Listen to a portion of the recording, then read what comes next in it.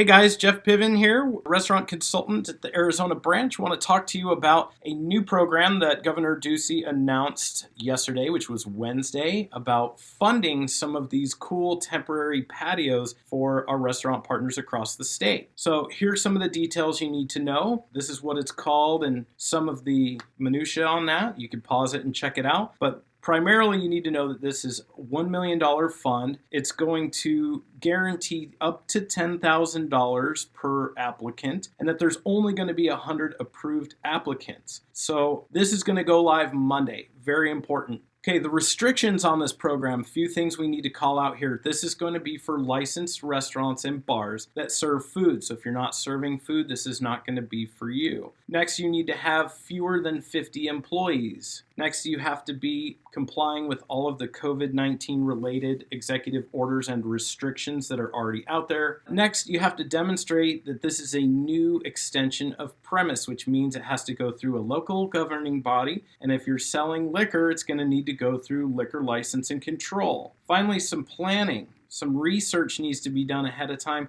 Take a look at some examples out there. Here are some customers that are already doing it. Rehab Burger and PV Pie and Wine. Check out their Instagram. I think it's really cool. You're going to need to get consent from your property owner or landlord to make sure that you're allowed to do this on their property. Finally, the space. Decide what kind of space, shape, form this is going to take and draw it out. And I would even measure it out, use a tape measure or something like that to make sure that you have some rough estimates of the dimensions. Next, you're going to need to submit a completed application to the zoning department in your respective city. This one's for Phoenix. You want to just basically look for an extensions of premise patio permit. So those are some keywords you can search if it's Tempe, Mesa, Flagstaff, Tucson, whatever it may be. Next, start to imagine some materials and supplies that you're going to need for this. How many chairs? How many tables?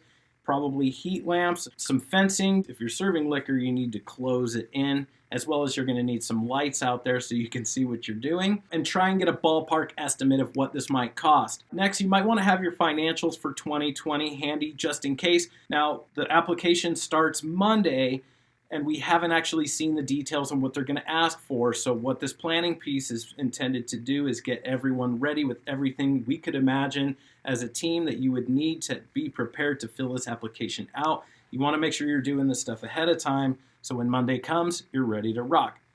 Here's some helpful links. These are some things where there's pertinent information. First and foremost, this is where the application lives if you want to follow this link. Next, we're going to have this permit application. This particular one is for Phoenix, so you can see what it looks like. Finally, additional requirements if you have liquors. This is actually statewide. It's for the liquor license, so you're going to need to submit the same application and drawing to your liquor license department here in Arizona. And then finally, we've got our resources page at Shamrock Foods. If you have some customers that need additional resources, this is a very rich site that's got all manner of support and resource on it. So thank you guys for your time. I'm Jeff Piven. You can reach out to me with any other questions. You have Joy Miller in the south and Matt Hubbard in the north that you can rely on.